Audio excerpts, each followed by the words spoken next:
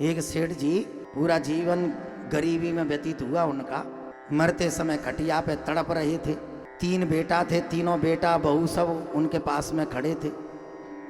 तो बार बार सेठ जी ऐसे उंगली का इशारा कर रहे थे, ऐसे। तो बेटाओं को लगा कि ये दीवार की तरफ इशारा कर रहे हैं, पता नहीं पिताजी कुछ बताना चाह रहे हैं।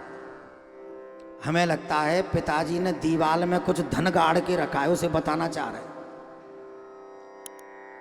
बेटा दौड़ा दौड़ा गया डॉक्टर साहब के पास। डॉक्टर साहब से कहा कि कैसे भी करके थोड़ी देर के लिए हमारे पिताजी को बुलवा दो, आवाज़ नहीं निकल रही है। डॉक्टर लोग भी कम नहीं होते। डॉक्टर ने कहा देखो भाई बुलवा तो देंगे हम, 1 मिनट के लिए बुलवा देंगे, लेकिन 50,000 रुपया लगेगा। बेटे ने कहा कि कोई बात नहीं है, 50,000 रुपये और सही।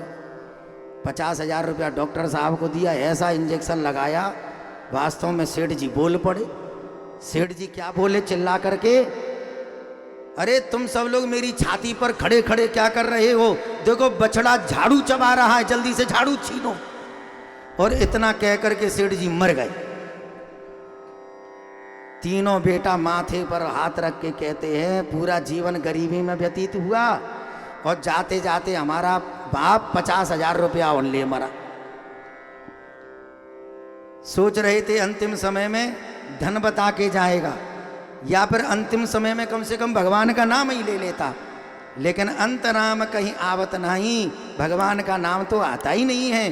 भगवान का नाम अंतिम समय में इसलिए नहीं आता क्योंकि हमारा रियाज अच्छा नहीं है, हमारी रिहर्सल अच्छी नहीं है, क्योंकि हम बचपन से बुढ़ापे तक गृहस्थ धर्म का पालन करते हैं। तो गृहस्थ में ही हमारा मन बैठा होता है, राम से हम कोसों दूर बने रहते हैं, सत्संग से हम कोसों दूर बने रहते हैं। तो राम हमको याद नहीं आता, अंतिम समय में बेटा याद आता है, बेटी याद आती है, पत्नी याद आती है, धन संपदा याद आती है। अरे मरता मरता प्राणी अपनी दुकान को याद करके मरता है, हे भगवान मेरे पीछे मेरे व्यापार का क्या होगा।